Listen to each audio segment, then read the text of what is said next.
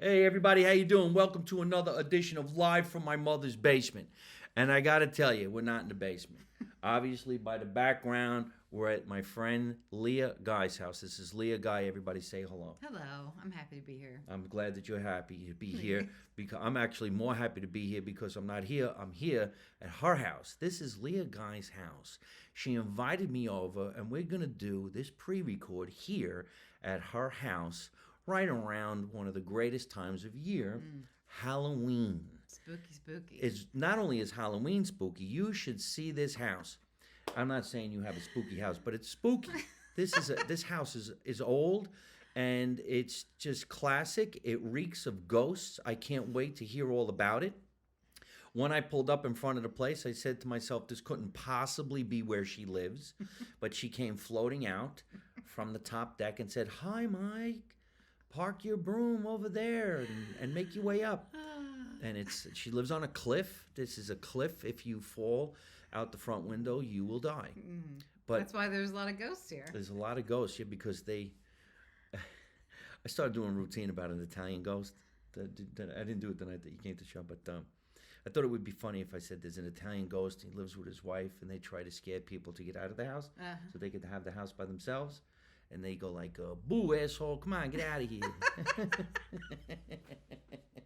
You ain't scary." Boo, asshole.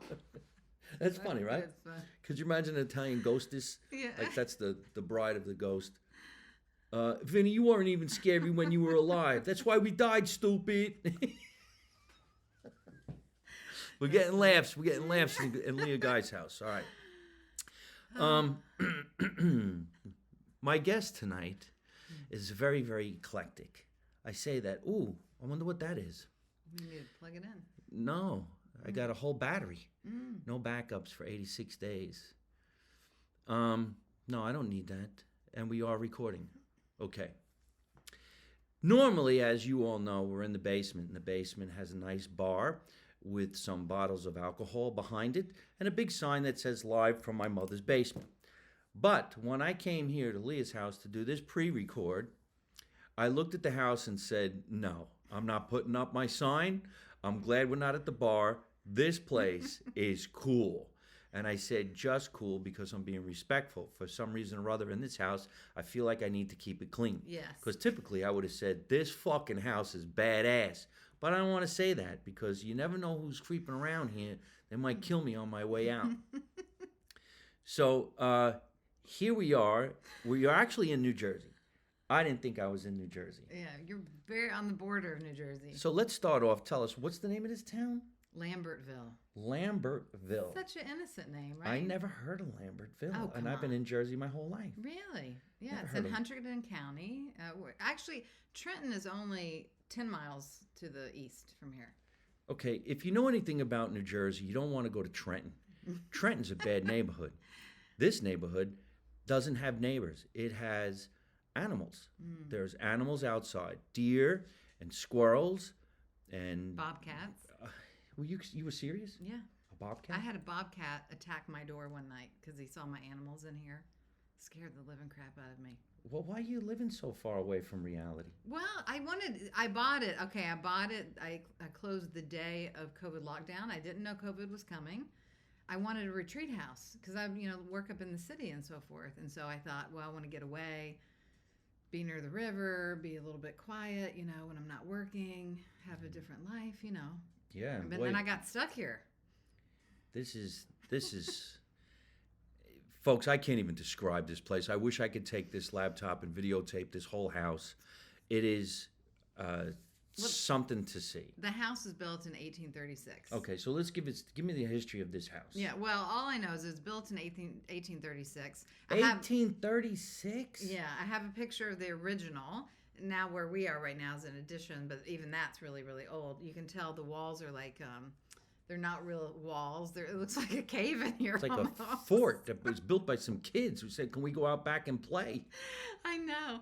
And then at the turn of the century, I believe it was a brothel of sorts. I have in the original picture, you can see almost silhouettes. Even the original picture is a little spooky because you can't really see clear people, but you see silhouettes of people that look like they were in the service or army. You know, Washington's Crossing is just 6 miles down the road where Washington crossed his army.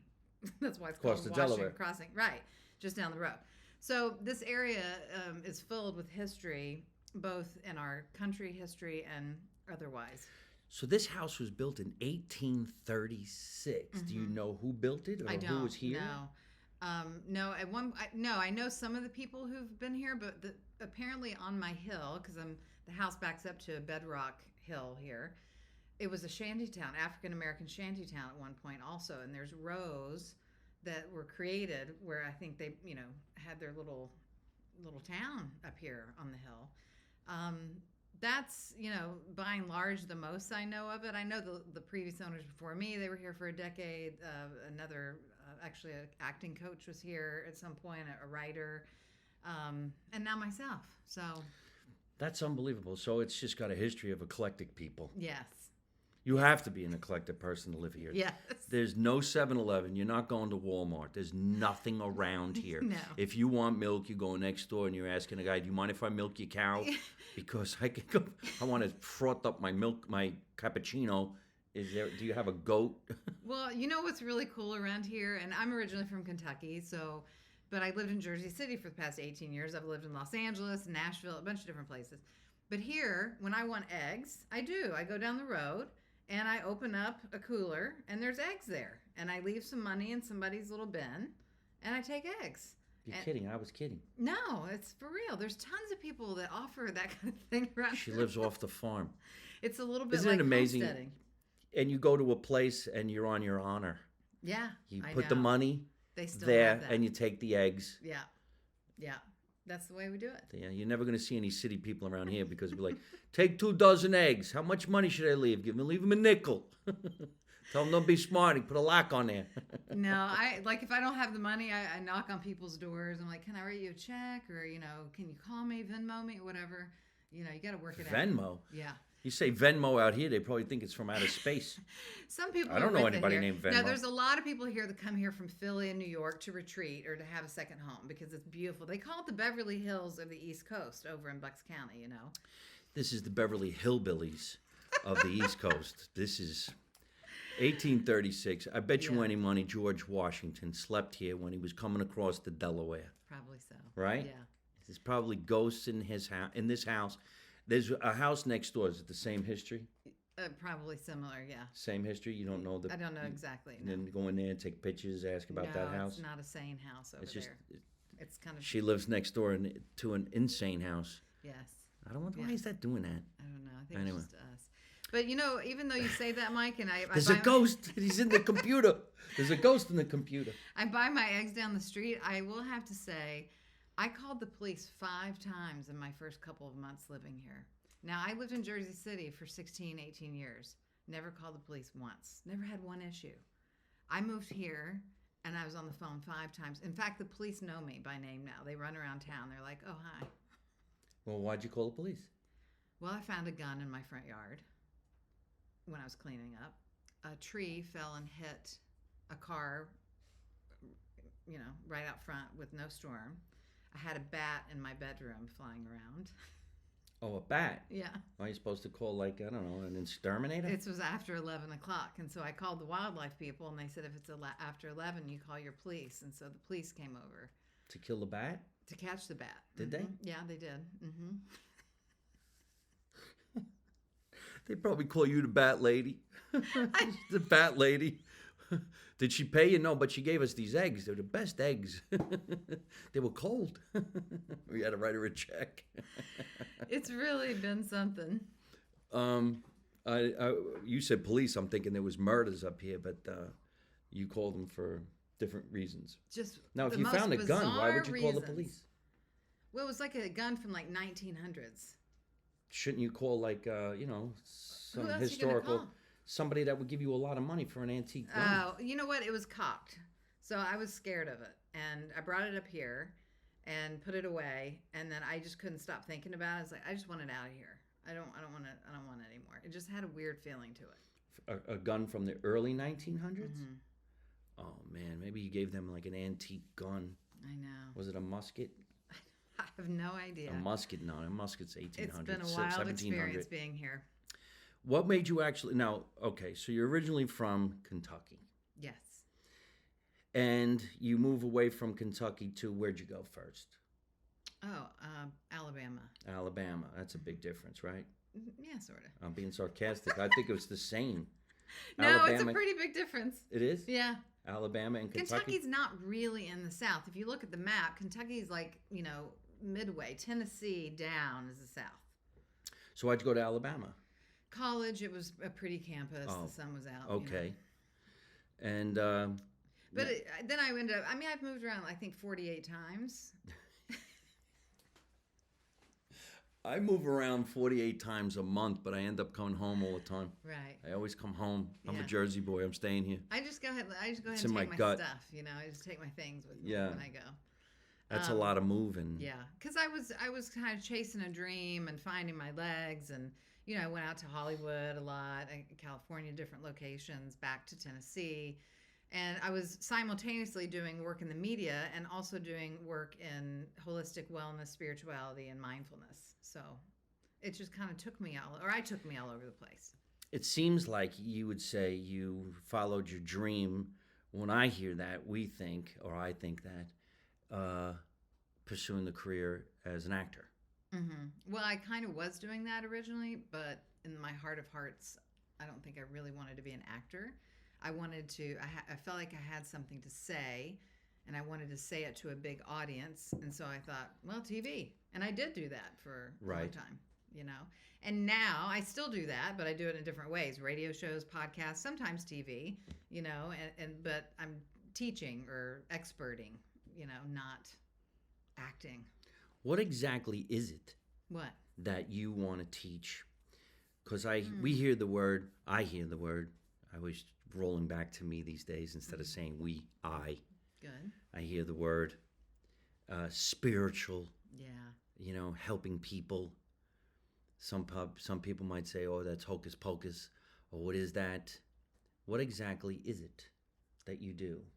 Well, what I do is I help people find emotional healing, because most of us have suffered a great deal in our lives, either through big T traumas, events, or small T traumas, our family systems. We inherit generational trauma.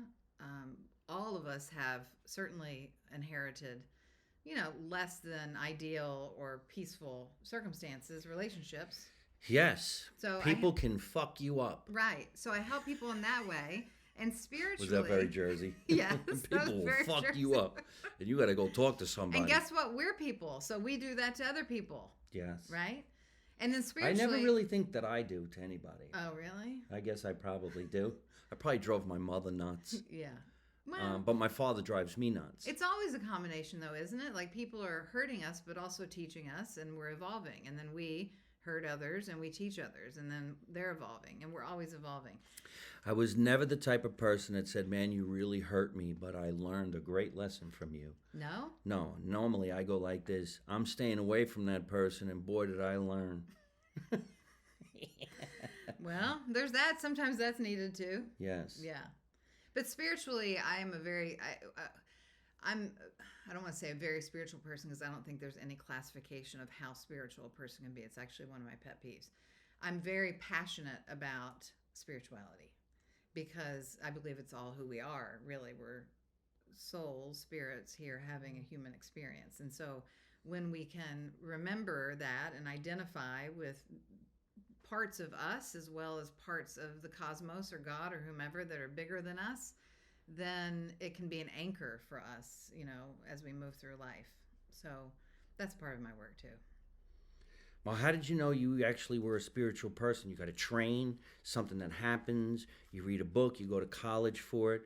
In other words, I wanted to be an actor, so I went to acting school. Mm-hmm. Do we really need to go to acting school? Maybe not. Mm-hmm. I wanted to be a comedian. I went to a bunch of comedy classes. Mm-hmm. Do I really need to take lessons as a comic? Probably, quite honestly. Mm-hmm. But then you train yourself. Mm-hmm. You train yourself by doing it. Mm-hmm. So every night that you're on stage, you get better at what you do. Mm-hmm. So I guess the training's in the work. Mm-hmm. So How's that pertain to you? Well, similarly, in some ways, since I was a young girl, I was always in relationship in some way with God, angels, prayer, music, service, leading, that kind of thing. In high school, I was in a choir. We went on trips, and I was mentoring young kids. And then I became a missionary when I was in college in Lake Tahoe. I was a missionary for a summer, and then the next summer, and then kind of worked in the church. Those were traditional churches. And then, having gone through some of my own traumas and so forth and my own healing work, I did go to a school. I went to the School of Enlightenment and Healing, which was in San Diego at the time. And similarly to you, I studied mind-body connection, which includes how people use their body, how people are... Well, we were talking earlier about how you observe people and what you do for comedy. As a comedian, my mind's wandering because all of a sudden I start thinking, mind, body, sex. No. It's very sexual. And then what kind of missionary was it? Oh, yeah, no, not that kind. No, before. Well, I didn't mean that. Yeah. Oh. I wanted to say what kind of mission. Mission work. She said missionary that way. I'm just catching that now. She's faster than I am. That is messed up. Okay. We'll be right back after this commercial break. Now, a word from our sponsors.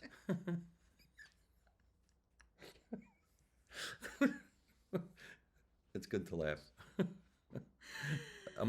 Look how many shades of red I just became. You're like my sweater. Is it hot in here? You really did. She's a missionary. I meant the. I didn't know where you're going. I didn't go anywhere. Mind, body. Usually it's mind, body, spirit, not mind, body, sex.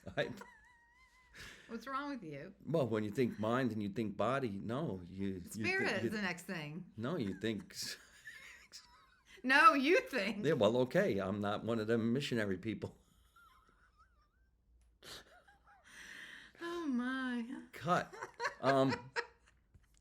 You said you went to missionary school. No, I was a missionary, and then I went to. I wanted to stop there and say, what actually is that? Oh, well, myself and other, at that point, college or younger people, we went and we did after-school programs, programs for parents. I was a music teacher for high schoolers. It was all. But see, when I hear that, I hear religion. You went to a religious school. You were teaching religion. At that point, it was more. So it's a Catholic, Christian, Baptist. But it was in Lake Tahoe. It was a very progressive Baptist church. We had like a sanctuary outdoors, and we'd go skiing in our bathing suits, and do a. So it sounds almost like hippie stuff. It wasn't quite hippie. I'm a little bit hippie. Yeah. Yeah, I would say hippie. Yeah, but that wasn't hippie. The stuff after that was probably more hippie. What was after that? Well, that's when I went to the energy school, the School for Enlightenment and Healing. And then I went to another school that was more physical-based nutrition, body work, that kind of stuff. So to answer your original question, I have both trained in spiritual work that's not religious, and it's my own personal work, meditation, yoga, breath work, prayer, mindfulness. And you teach it. Yes. Mm-hmm. How do you actually get clients? You know what? I've never advertised for clients. They find me. me. I was going to say, I didn't ever even saw any of your advertising. I never do. How do you get people?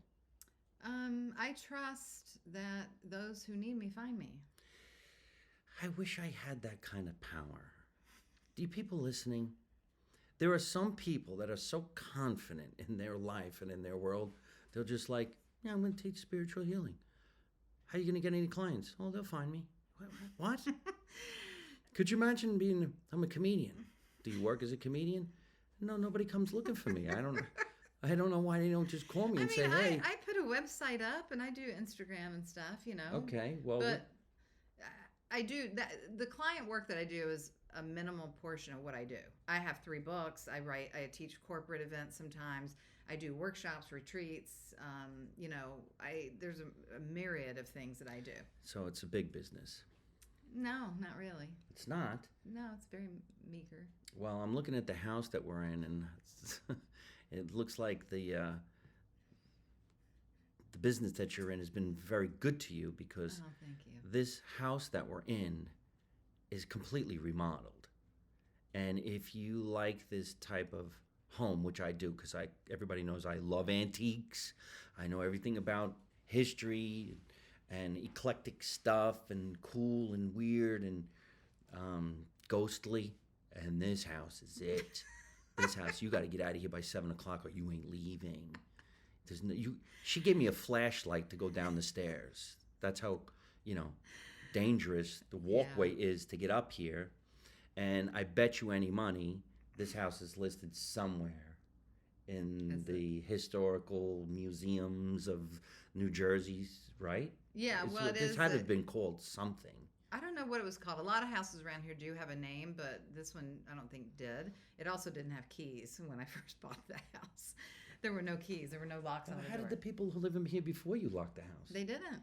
Because nobody can get here. No, it's just safe, except for the 5 times I've had to call the police. There's no keys. There are now. There are now. Yeah. Are you kidding? When I moved in here, first it was COVID lockdown. I didn't know anybody in this area. It backs up to the woods. There's no street lights, and I'm here by myself. I put up security cameras everywhere. I was Are there? terrified. No, I took them down. You took them down? Yeah. Why? This is going to sound kind of crazy to you. The one area where I was having some trouble energetically and also had some things stolen. Oh, that's the other reason I called the police. I had some things stolen in this part of the garden. It's back up off the road near the house. You can't even see it from anywhere. And I had things taken from there. And that's also where I found the teeth and some candlesticks and things like that. A security camera won't even work there. It won't, because of the stone walls, it won't work. So that one I took down. And then as I got more comfortable here, I started challenging myself in my spiritual work to trust, to have faith, to do my work here. And then I said, screw it with the cameras. I'm good. And I am. Again, the power, the confidence. I don't need cameras. I'm not afraid of anything. No, I did need them, but that's part Besides, of my you know what she's growth. really saying to herself? The camera won't pick up a ghost. It just flies around. It's a waste. Didn't pick up the bat. I didn't have any up there. Yeah, that was crazy. So you study spirituality. Me, a blue-collar guy from New Jersey, when I hear the word spirituality and I hear mind and body, I think a massage. See, we're back to the sex. No, I didn't say sex. I said massage, like a massage. Okay. Like when you go and you get a massage. Mm-hmm. Because supposedly, they're spiritual people who give you the massage. They like the same type of candles and the same type of sage. Yeah. The I sage. have sage. I know, I could smell it. You were burning some it. right here. Yeah, see? She gives a massage. Is it in your family? No. Do you have brothers and sisters? I have a sister. I think they're all confused. Your sister is? All of them. About what you do or about... About who I am and what I do, yes. Because it is confusing. Why is it confusing? Well... Have you heard of like Eckhart Tolle or Marianne Williamson or No. Deepak Chopra? I've heard of him. Okay, he was on You my do show, the same actually. stuff? Really? Well, no, different stuff, but it's all in that same... there's a lot of teachers, meditation teachers, mindfulness teachers, gurus, healers, all kinds of things. Okay, so let's suppose and now I'm seeking out something. Mm-hmm. And I find you, Mm-hmm. and I say, I need help in. Mm-hmm. What exactly would that be? Well, now my work is a little different even than just last year because I've stopped doing some emotional healing work. I do things like inner child healing work. I do soul retrieval work. Have you ever heard of that? Intuitive readings. I do intuitive readings and energy work with people. Okay, so is that like if I went to go see a therapist? Yeah. You know what's a lot of what I do sounds or feels similar to that because I try to one, make people feel safe, and I wanted to get to know them. It's a relationship, I'm not just here to tell people how to change their life or fix themselves, or there's nothing wrong, really. We're just trying to understand things in a new way and feel more peaceful, more centered, more confident, more balanced. Okay, so if I go see a therapist because Uh-huh. of something that happened to me when I was a kid, Yeah. or maybe I'm going through a divorce, or I just got broken up with, and I'm all upset and I have a broken heart, I go to talk to somebody. I don't want to talk to my friend Joe and hear about what he would do and how many drinks we would have. I want to go talk to somebody who has a licensed therapist, or someone who might even prescribe a drug. So you don't prescribe drugs. Nope. Are you considered a doctor? No. No. So instead of going to see the therapist, I come to see you, and I says, "Man, I don't know what I'm going to do. I want to be over this heartache, and what can I do?" Okay, so the difference is that I would talk to you about how you're feeling now, and we'd probably work with things like acceptance, how to move through grief, and then whatever other emotional struggles going on right now, with anxiety or whatever. And then with the inner child work, for example, I would probably help us to identify where you have a pattern within you that is either co-creating, manifesting similar experiences, where you're getting triggered a lot, where you're remembering old pains and stuff, and what's causing the feeling stuck, or whatever the feeling is. Because we've all been through, like you said, heartbreak. It's uncomfortable, but we can live through it. And a therapist is going to probably talk to you more about how you feel or what happened, and rationalizing things and understanding things, and really using a lot more of your head to where you feel comfortable. My work is more focused on your spirit and your body, meaning your energy field, your emotional body. And then we go from there. So a lot of people who self-sabotage, who get into repetitive negative relationships, who have ongoing or chronic negative mental thoughts about themselves, self-doubt, other things, so many things. It's started a long time ago. And the relationship, the experience, the event, or whatever is happening now is important, but we're just going to keep kind of having that unless we look at and really shift the system and the belief system about who you really are. Well, I agree with that, because we all carry shit. Yes. It all depends on how you're going to talk it out with somebody and who you're going to talk it out with. Right. Possibly. So I get a lot of people that go to therapists, and the feedback that I get about my work is that it's a little more integrative or holistic. So we're not just working with the mind, it's like all of it. Because, I don't know if you've ever heard of chakras. I heard of chakras. Okay. Well, Deepak chakra. No. So I do chakra readings for people to help them understand their body, because when we have imbalances or blocks in our body, it starts to then manifest in our physical body as well. And you get sick. You get sick, or you store energy and store tension there, and then it screws up the body. All right, I need help. What do you need? So I'm a repetitive person. I always make the same mistake. And when I get to the level where I don't want to make the same mistake anymore, I think that's when I make it again. I'm like, I'm not going to do it this time. Well, all right, maybe one more time. Yeah. I don't think you're alone there. Yes, which sucks.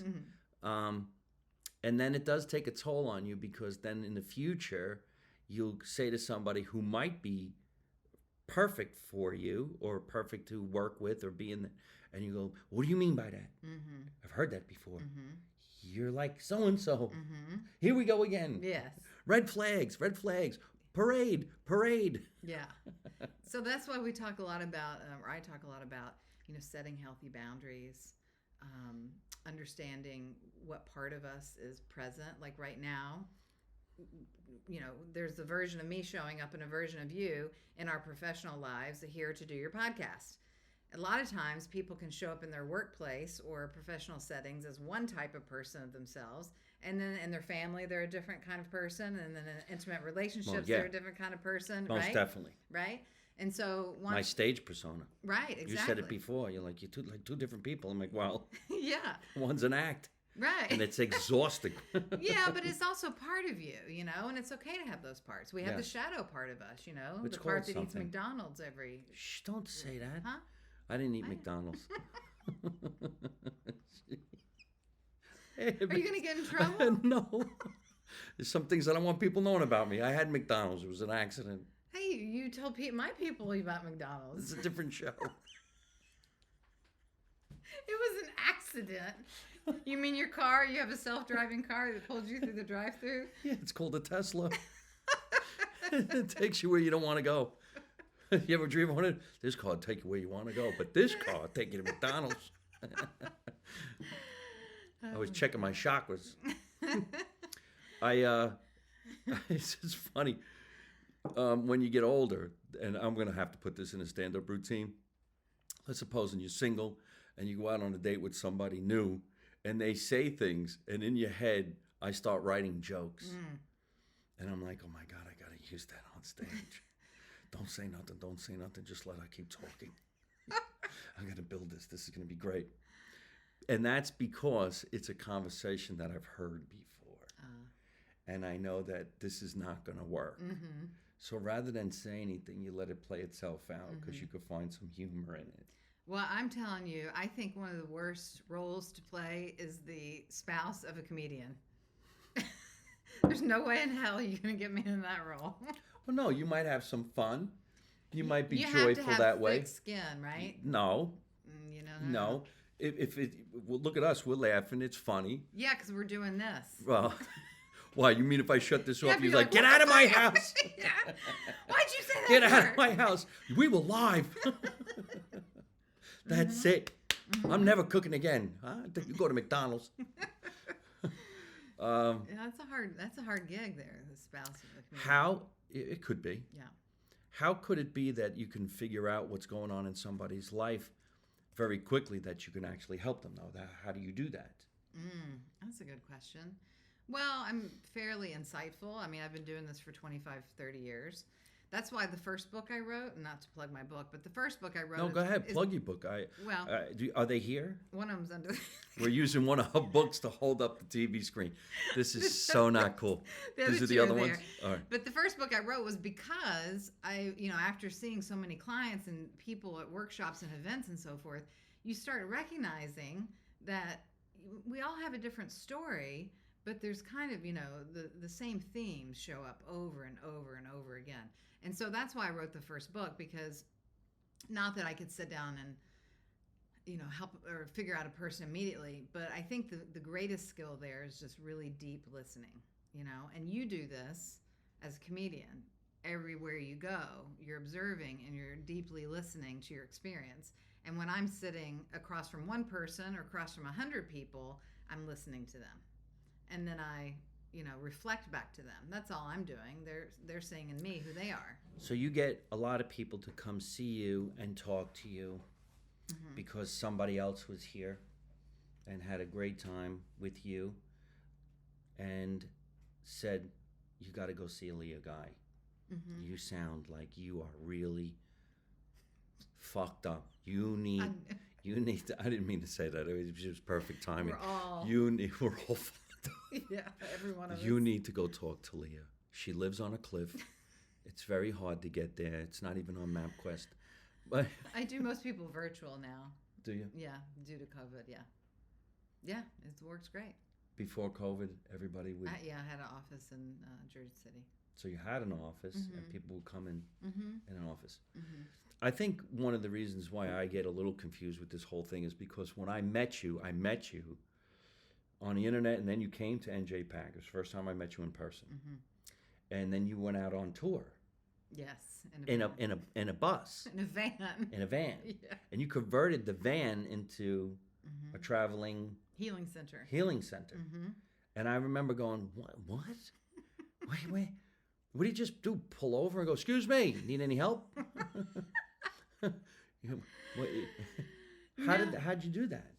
Well, at that point, my first book was out, and I had enough clients here, and then I just how did I do that? I got in it and I went. I went to Florida. I set up workshops, at different locations, yoga centers or spiritualist shops or churches or private organizations. And then I'd go do my workshop, and then I'd open the van and people would come there. I have sprays and oils and crystals and my books and jewelry, all kinds of things like spiritual tools. Right. And people would come shop the van. And then I'd go to the next city, and then the next city, and the next city. And sometimes, yes, like I remember in particular in Tulsa, Oklahoma. I'd never been to Tulsa. I'd been to Oklahoma, but I'd never been to Tulsa. And my girlfriend was with me. We pulled up downtown and found this cool coffee shop. It's like, let's just open the van here. Now, you're supposed to have a permit to sell, but, we're spiritual. Yeah, you're We spiritual. don't need to do You get that. away with it. So we opened the van on the side of the road, and people just came right up and asking questions, taking pictures, shopping in the van, like that. And were you able to get new clients and give readings that way? Yeah, well, some. Yeah, I did some healings right in the van. I had a bumper sticker that said, honk if you need healing. Oh, it's hilarious. I know. Going around LA was the people best. honking? Oh, yeah. And going around LA was, because LA, there's a lot of people like me out there, right? And so I had a couple gigs in Ojai and Venice Beach. There's a lot of people like me out there. Woo, woo, woo, woo, woo. Yeah. Well, I don't think I'm woo-woo. I think I'm very grounded and practical, and that's what sets me apart in this field. But anyway, the people in LA, they loved the van immediately. I had people literally following me places. I would go up and sell to stores and things like that. And in fact, in Sedona, they didn't want my van there because I was competition to their stores. So they kind of kicked me out. But it was cool. It was a great experience. Because Sedona, Arizona is big into All the spiritual. And they have a lot of the crystals. What's and the that gifts and spiritual area that everybody goes to see stuff. Which one? in Arizona? Sedona. Is that it? And because it's close to the There's sun? like a vortex or something. Yeah, the vortex. Yeah. Yes. And Roswell, that's There's where a a lot vortex. of aliens. There's a lot of aliens in California by the border. Anyhow, it's fucking funny. That's awful. Yes, that's not awful. You led me there. It's a spiritual path. Let's talk about the rocks, though. And I said rock because I'm just an average Joe from You mean New crystals? Jersey. Crystals. Yeah. A lot of people have given me crystals Oh, throughout yeah? my life. Yes. I know Nothing. hematite. Oh, good for you. I know quartz. Mm-hmm. I know what's my stone because I'm an Aquarian. I forget. Maybe aquamarine. Yes. Yeah. Yep. Is there a zinc? No, that's a mineral that you take in. Yeah, zinc. It's good for the ozone Immune layer. system. But a lot of people give me crystals. Oh, good. And you I don't met know a what few to do different with- people who would say, I'm very spiritual and I'd like to give you crystals. Oh, and there's this one lady in Hollywood. She has a bed of crystals, and when you go see her, you lay on top of the crystals. Mhm. You Yeah. heard of that? Oh, yeah. Yeah. And you get a reading. Yeah. So crystals, I think of crystals like flowers in the house. They're like Earth's flowers. Because I used to sell crystals at my healing center in the city, and people always want a quick fix. They want something to change them because you don't feel right, or you need help, or you're scared, or whatever, right? Crystals are subtle. They contain subtle energy that helps balance. So hematite that you mentioned is a very grounding, What did I say? Hematite? maybe. Hematite? Hematite. Is that how you say it? You can say it both ways, Hematite. probably. It's very grounding, and so people use it for anti-anxiety to help them feel a little more safe, secure. It also cools the blood down your body if you're having like hot flashes and stuff. So there's a few different purposes for it. But it's not, for most people, it's not like immediate fix. It's just a little balancing energy. It's just like you walk into a blank room, it's all white walls, and you have a certain feeling. And then you walk into a room with flowers and waterfalls, and you have a different feeling. I agree. Because You I walk walked into into your here. house, you get a completely different feeling. You're like, whoa, I just went back in time Yeah. 200 years. Yes. And now I'm afraid to leave because there's going to be some kind of a bobcat that's going to eat But I me. have crystals everywhere in here. Look, there's You do. a I see beautiful that. one That's a there. stack There's of rose quartz. crystals. Yeah, there's crystals everywhere. I guess people like to give me crystals because maybe they assume I need healing. Or, yeah, just to help you. Recently, I went on a cruise ship and it went out to this area of Alaska, and the people were allowed only a certain amount of time to go on this particular beach and take rocks That's cool. because they had spiritual healing. Oh, nice. I can't think of the name of that island, but there was nobody there, and you're in the middle of nowhere. Did you go get some? I did. Cool. I got 3 of them. I collect a lot of things too. Eclectic things. Eclectic things.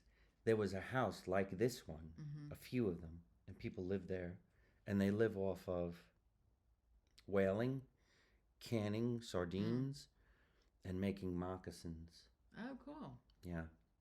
I heard And I Alaska's forgot where they beautiful. was. It's unbelievable. Yeah. You would absolutely love it because you're in the middle of nowhere, and the sky is. You can taste the air. Yeah. It's so clean. You feel like you're eating cotton candy. It's hard to describe. Yeah. That's Could you nice. imagine blue, deep blue sky, some white clouds, and no pollution? Yeah, that's amazing. And it snows, so everything's clean, like the air. I wouldn't like the snow. See, and I know you think I like to live in seclusion because I'm here in this old house, but I miss You lived in the city. I miss it. This is a completely different world. Yeah, I'm trying to decide how to move forward now. Why would you leave this place? This is like Well, Shangri-La. I put in a lot of work here. I love this house. You have changed this house. Yeah. I've never even been here. I could just tell the work that you've put in this. You guys got to see this. We're going to see if we can't pick up the camera to see this house. Yeah. You know, when you have someone who, this should be on This Old House, the remodeling show. This should be on the historical shows. I bet you they did do some filming in here. They should film a scary movie here. It's just really unbelievable. But the decoration, you could tell the white paint and the I forgot what that's called, terracotta, and the hardwood floors and the ceiling. This is an unbelievable house. How many floors is this? 3. There's 3. Three? 3 and a half, yeah. So there's no basement? No. There's a nook out there. There's a shed as well. But, so one of the challenges is all the stairs, because it's tiring. Especially I have a dog. I'm up and down the stairs all the time. Some clients may not be able to get up here that well. My parents, as they're aging, can't get up here very well. So that's a consideration, and I'd like ideally to have a little bit more land where I could garden. I'm on this hillside, and so it's beautiful and it's protective and all that, but having a garden is challenging. So we'll see. I don't know. I may rent it out part of the year and, This is just really unbelievable. This show was not supposed to be about this house, but when I saw the house from the street, I'm like, wait a minute. How do you even get into the house? Yeah. Because it's right on the edge of the street. But when you come into a town like this, when I was coming in the entrance of the town, I'm saying to myself, look at this sleepy little town. This town has to be filled with historical stories and the ghosts of Christmas past. Yes, it is. And it's Halloween. Yeah. So I don't think anybody's coming trick-or-treating in this area. But No. they do? We have a huge Halloween party. I mean, all the downtown, there's probably 5,000 or 6,000 people live right in this town. People come from everywhere. They close the street, adults and kids alike. It's a massive party all day long, all night long. You got to come sometime. It's just so creepy, but historical. And beautiful. There's the water. The Delaware is right across the street. Yeah. And if you look at this place on a map, I'm sure there's a lot of great stories about what went on in this area. So you go to California, you're pursuing your career lightly as an actress, you get into the spiritual world, and now we're going to talk about 3 books. Now, as a blue-collar guy from New Jersey, I like to clown around about this type of stuff, but I do think, especially today, in today's day and age, with the internet and TikTok and Facebook and all these crazy different social media outlets, people are losing it more now than ever. Then we have a pandemic that no one's ever experienced in their life, and then you become a house person. You're in your house for 2 years. A house person. Yeah, which I'm not. I need to go out all the time. I go out when it's a blizzard. I want to go out of the house. So tell us about the books. Well, the first one is called The Fearless Path. That one came out in 2016. The Fearless Path. Doesn't mean It's you such a won't. great title. Thank you. There it is right here underneath here. Oh, It's underneath the computer. Anyway, you want to get give it? me the other ones. Get it. They'll get it. Wait. Oh, here's on top. The Fearless Path. A Radical Awakening to Emotional Healing and Inner Peace. So the thing here is that you're not going to not have fear, but you have to be willing to walk through the fears that you do have to have emotional healing and change in your life, right? So that's that book. Radical. The Fearless Path Yeah. by Leah Guy. It's also How great is this? Audible. And where do you get it? Anywhere books are sold. Anywhere books are sold. Excuse Anywhere. us. No, I mean just anywhere. You don't have to just go on Amazon. You can go anywhere to Anywhere get this books because are sold. you can go in the airport and that'll be you grab this before No, you get it on won't a be plane. in the airport, but you could order it through the airport if that's what you want. There's a lot of bookstores in the airports. I know my book's probably not in them. You know, at the airports, people like to read fiction and scary things and travel, not healing books. Inner Peace. I sent you a copy of that, didn't I? I have a copy of all 3 of your books. And have you read them? Not yet. We just got them today. Oh, right. Yeah, right, you just gave them to me. Yeah. Emotional workout. Mm-hmm. Healthy shame. Mm-hmm. So many great little paragraphs. Mm-hmm. Shame is a soul-eating emotion. Carl Jung. Yeah, Mm-hmm. it is. So that's a good book. My other 2 books are last year, and they're Shame. not. I don't like them better, but they're The helpful. Fearless Path, that's your first book, and then this is the second book? Yes. Spiritual Journal for a Woman. Can you say that now? This is for anyone. Yes. Anyone. A Anyone. man can read this. I didn't choose that title. The publishers did, and I want it to be for everybody. There's nothing in here specific for women. So that's a walk you through journal, with prompts and practices and meditations, and it's nice. See, I like this type of book because as I was going through it, I could see you write your own notes. Yeah, right. You read and then you take notes. You Yeah. read and you take notes. And there's a yellow section, there's the blue section, there's the orange section, and that makes me happy. Yeah. See, so I'm the type of person, I'm not even kidding now. It sounds like I'm kidding, but I'm not. I'm the type of person I'd read like the paragraph and I'd go right to the notes and I would go like this. In this section, Leah describes my ex-girlfriend that I wanted to throw out a window. This is perfect for me. Am I right, But though? that's I'm a good little for you. close on No, but that's good. It'd be great to to write do that type of thing down. Yes, yes. Yes. I did a TV show once, and the director took the TV show down the wrong path, and he was ruining everything. I was so upset. I went right to the hospital 7 days after the shoot What? because my stomach Oh, got wow. so infected. Wow. I really believe this is exactly what happened. This is the truth, ladies and gentlemen. Yeah. Listen to me. I'm telling you. I was so sick. Mm-hmm. I created diverticulitis in my stomach. Of course that happens. That's in the Fearless Path. I actually speak about which emotional symptoms you have and what are the most possible physical ailments you're going to get because of those emotional symptoms and where in your body. Stomach. It's exactly how it works. Yeah. my Stress, my upset. stomach was so bad that I went to see a doctor and he said, I need you to go to the emergency room right away. Your eyes are yellow. My eye whites Oh my turned gosh. yellow. And I says, I just need Gatorade. He goes, you have 104 fever. You're fighting diverticulitis. And I go, how would you know that? You didn't even put your hands on me. He goes, I don't have to. Go to the emergency room. I went to the emergency room. They threw me on the table and they do all these tests. And the guy said, you have diverticulitis so badly, it infected your liver. You have an infection in your liver. And we got to get that out right away. So they sent a tube straight into my chest right here. He sent it in.